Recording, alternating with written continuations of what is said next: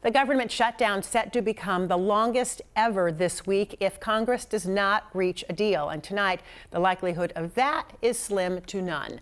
Both sides of the aisle digging in, refusing to budge or come to the bargaining table as we reach day 34. So what does that look like for millions of Americans? Nearly 1.4 million federal employees are on unpaid leave or working without pay. Head Start programs, which provide free preschool and daycare for low-income families, have lost federal funding, directly impacting an estimated 65,000 children.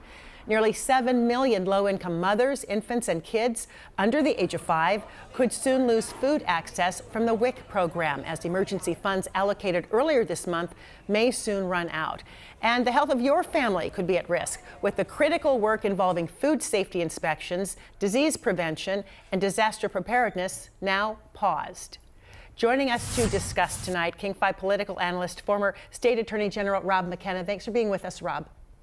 Thanks, Joyce. So first, how do you view the impact of this shutdown with nearly 80,000 federal workers in our state alone affected? Right. Well, it's really painful, and we're approaching the record set during President Trump's first term, when we had a 35-day shutdown, and people suffered then. People are suffering now, but neither side appears to be willing to blink at this point, which is what we need. We need a bit of compromise.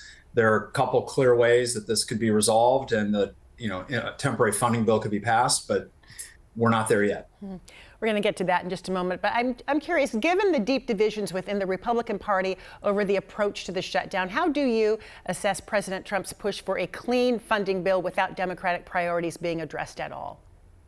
Well, it's clean bill is what the party in power always wants, right? During shutdowns, when a president is in power who's a Democrat, that's what they want. It's what a Republican wants, because they don't want the funding bill to be taken hostage for a list of other priorities. Having said that, the Democrats seem willing to vote for a bill that, as long as they get one thing, which is a renewal of the tax credit for Affordable Care Act premiums. So that's one thing. If they're willing to vote for the bill without one, renewal guaranteed, then that's probably a sensible thing for the Republicans to do before they suffer too much damage from the shutdown. At the same time, Republicans don't think they're the ones really being hurt here by the shutdown. So they feel pretty strong, and we're hearing that both from the Speaker and from the Senate Majority Leader. The president's approval rating, though, has continued to slip, so it's hard to measure whether or not this is impacting that. Some Republicans are resisting calls to eliminate the Senate filibuster, even though President Trump has pushed for using that so-called nuclear option to resolve the shutdown. What would be the political risks and the benefits of doing that? The benefit is that they have the Republican votes they need to get the funding bill passed. They don't have 60. That's why they need at least 5 or 6 Democrats. But the problem with that is the same problem that Senate leaders always worry about when it comes to eliminating the filibuster, and that is that it'll be done to them in the future, right? They know that their party will not always be in the majority in the Senate. And senators of both parties concluded a long time ago it's better to have the rule of 60 and make sure things pass that have at least some bipartisan support.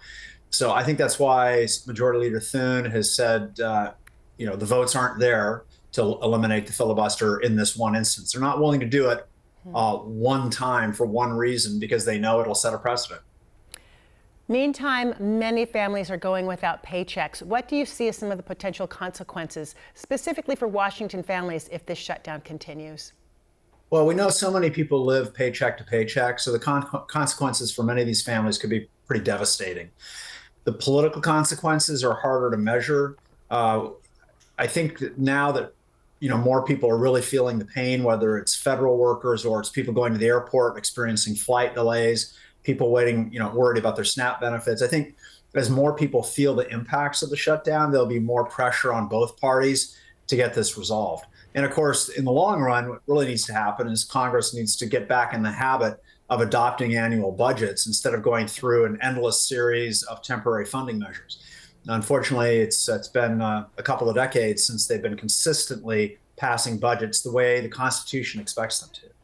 You talked briefly on where you saw some potential light here. What areas do you see? where we could maybe get some bipartisan compromise to resolve the shutdown? Well, it seems that's the same issue as the last time you and I talked about this. The Democrats want to include extension of the Affordable Care Act tax credit in this funding bill. Republicans are saying, no, not in this bill. We need a clean bill, no amendments to it, no extra stuff. But we're willing to pass that extension later in the year. So in many ways, it just seems to be a kind of stubbornness on both sides. And unfortunately, a lot of real people are suffering because. Well, and also, let's just admit it, there's no trust from either side. So even with one party saying, oh, we'll get to it later, the other party saying, yeah, we don't believe you. So part of that is the issue here as well. I'm curious, tomorrow's, as you know, going to be an election across the country. Do you think this shutdown and the president's approval rating that is down, I think, just a little bit over 8% from the last time we measured it, do you think that's going to impact elections across the country? And if so, how? It could impact the ability of Republicans to win really close races, such as the race for governor in Virginia, the race for governor in New Jersey. I can see that happening. In our state, we have some very close special elections for the state Senate. They could also be affected by irritation and frustration over the shutdown. So that is possible. I don't think it has much of an impact in the red states where Republicans have large majorities. But Joyce, I think when you look for a reason why the two sides refuse to compromise over really a single issue that doesn't seem that complicated, it comes down to this. And I've been noticing this for a couple of decades now in Washington, D.C. Both parties are more afraid of their own base than they are of the other party. Because, in the House, you have very few competitive races. So you're mostly worried about being primaried from the left or the right, depending whether you're a Democrat or a Republican. So I think they're more worried about how their action plays with the base than they are with voters as a whole. But most voters are just regular folks kind of in the center of the political bell curve, and they don't understand why they're being taken hostage in this way by politicians who are too stubborn to compromise. And then meantime, we have people who cannot put food on the table, who are not going to have their kids in Head Start, et cetera, et cetera. So it's the voters who are feeling the brunt of it. We're out of time, Rob. Thank you so much. We will talk with you again very soon, I am certain, as this shutdown continues. We appreciate you. Hopefully after the shutdown ends, and that'll be soon, Joyce. Hopefully, no signs of that, but hopefully you're right. Thank you.